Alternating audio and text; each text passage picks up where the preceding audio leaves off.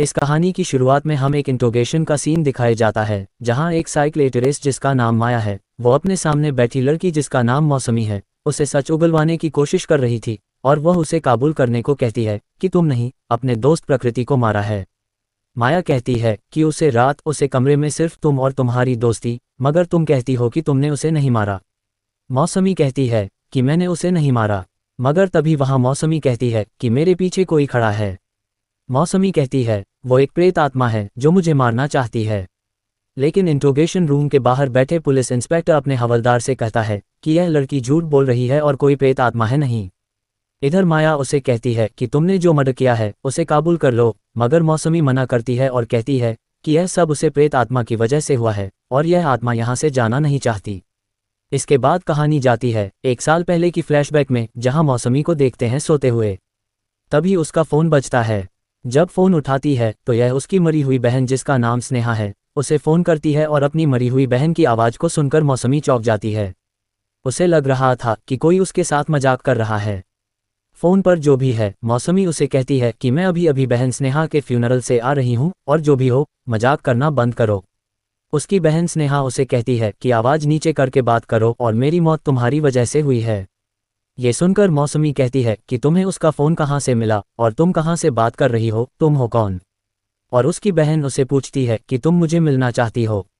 तुम्हें पता नहीं है कि अगर मुझे छुपाना होता है तो मैं कहाँ छुपती हूँ। ये कहकर वह फ़ोन काट देती है और मौसमी अपने बिस्तर के नीचे उसे ढूंढने लगती है और हम देखते हैं कि उसके पीछे एक आत्मा खड़ी है।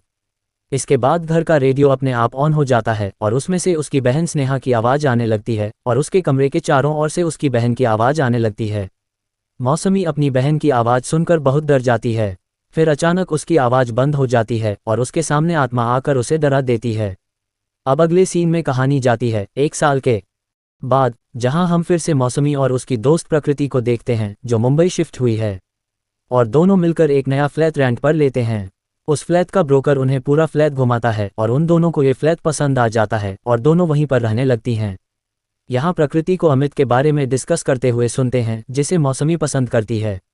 इसके बाद दोनों बाथरूम के लिए दौड़ते हैं, लेकिन प्रकृति पहले ही बाथरूम में घुस जाती है और मौसमी बाहर वेट करती है। तभी हम देखते हैं कि वहाँ की लाइट अपने आप बंद हो जाती है और सामने दरवाज़ा खुलता है अपने आप और मौसमी शुरू के अंदर चेक करने के लिए जाती है और वहाँ उसे कपबोर्ड मिलता है जिसमें बहुत सारे कपड़े टांगे हुए थे। और अचानक हम देखते हैं कि पीछे से किसी का हाथ बाहर आता है और मौसमी को छूने लगता है। वो घबरा जाती है और कपड़े के पीछे देखती है और वहाँ पर कुछ नहीं, बस आईना है। तभी वहाँ फिर से लाइट ऑन लगती है और वहाँ से एक आत्मा बाहर निकलती है जिसे देखकर मौसमी चिल्ला के वहाँ से भागती है। मौसमी बाथरूम का दरवाज़ा पीटकर अपनी दोस्त प्रकृति को बाहर आने के लिए कहती है, लेकिन वो देखती है कि उसके सामने एक आत्मा खड़ी हो जाती है और वो उसकी तरफ बड़े ही भयानक तरीके से आगे बढ़ने लगती है। तभी प्रकृति बाथरूम से बाहर निकलकर मौसमी को संभालती है और कहती है, सामने कोई भी नहीं है, यहाँ सिर्फ हम दोनों हैं और कोई भी नहीं। प्रकृति उसे समझाती है कि तुम्हें अपनी बहन की मौत के सदमे से बाहर निकलना होगा, अपनी लाइफ में मूव ऑन करना होगा।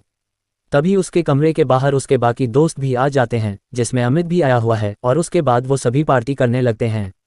इधर अमित तो मौसमी को बार बार घूरने लगता है और उन दोनों को देखकर प्रकृति अमित से कहती है मौसमी के रूम में वाईफाई कनेक्शन लगवाना है। और अमित मौसमी को लेकर उसके कमरे में चला जाता है जहां दोनों का कनेक्शन गहरा होने वाला था। लेकिन तभी मौसमी को वही आत्मा की आवाज़ सुनाई देने लगती है और जब वह बालकनी के बाहर देखती है तो उसे वहां एक आत्मा दिखाई देती है, जिसे देखकर मौसमी पागलों की तरह चिल्लाने लगती है और अमित ये देखकर बाहर मदद मांगने के लिए जाता है। फिर प्रकृति उसके कमरे में आती है और देखती है कि मौसमी अपना सर बालकनी के कांच में भटक रही है। लेकिन तभी मौसमी उसकी ओर देखकर कहती है, तुम सब मारोगे। और उसके बाद वो बेहोश हो जाती है। मौसमी से पूछती है कि तुम्हारी तबीयत ठीक है? लेकिन मौसमी कहती है कि बालकनी के बाहर कोई तो था, मैंने किसी को देखा। ये सुनकर प्रकृति कहती है, बाहर कोई भी नहीं था और तुम्हें अपनी बहन की मौत के सदमे से बाहर निकालना होगा। इसके लिए मैं तुम्हारी मदद करूंगी और तुम्हें सब कुछ भूलकर जिंदगी को नए सिरे से शुरू करना होगा। इसके बाद वो दोनों सो जाते हैं। फिर समय प्रेजेंट में इंट्रोगेशन का सीन दिखाया जाता है जहां माया इस मर्डर के बारे में बात कर रही होती है। लेकिन मौसमी कहती है कि यह मर्डर मैंने नहीं किया, बल्कि उसे आत्मा ने किया है। तभी अंदर बैठा हवलदार अपने इंस्पेक्टर से कहता है, लगता है वो सच बोल रही है और ये आत्मा जो भी है ये बहुत ही बुरी है। यह आत्मा कमजोर दिल वाले लोगों को अपना शिकार बनाती है। इसके बाद माया उससे पूछती है कि उस रात के बाद क्या हुआ था। ये पूछने लगती है। इसके बाद हम फिर से उस सीन को देखते हैं जहां सुबह होने के बाद मौसमी जब सोकर उठती है उसके साथ प्रकृति नहीं होती। जब वो बालकनी के पास जाती है तो वो प्रकृति को देखती है जो किनारे पर खड़ी है। प्रकृति का चेहरा पूरी तरह से मुरझाया हुआ है। मौसमी उसे पूछती है कि तुम्हें क्या हुआ है, और प्रकृति कुछ भी नहीं कहती और वो बालकनी से नीचे कूद जाती है और उसकी मौत हो जाती है। मौसमी को तो कुछ सेकंड्स के लिए विश्वास नहीं होता कि उसकी दोस्त नीचे कूद गई है। वह दौड़कर किनारे तक जाती है और अपने दोस्त की डेड बॉडी को देखकर रोने लगती है। और अचानक से वो देखती है कि उसके सामने एक आत्मा आ जाती है और उसका हाथ पकड़ लेती है। मौसमी चिल्लाने लगती है और उसके बाद हम फिर से इंट्रोगेशन का सीन दिखाया जाता है जहां माया उसे फोटो दिखाती है। इस फोटो को देखकर मौसमी कहती है कि यह लड़की वहां पर थी जब प्रकृति मरी थी। इसी ने प्रकृति को मारा है। ये सुनकर माया कहती है कि यह लड़की उस फ्लैट में रहती थी 1 साल पहले और वो मर चुकी है।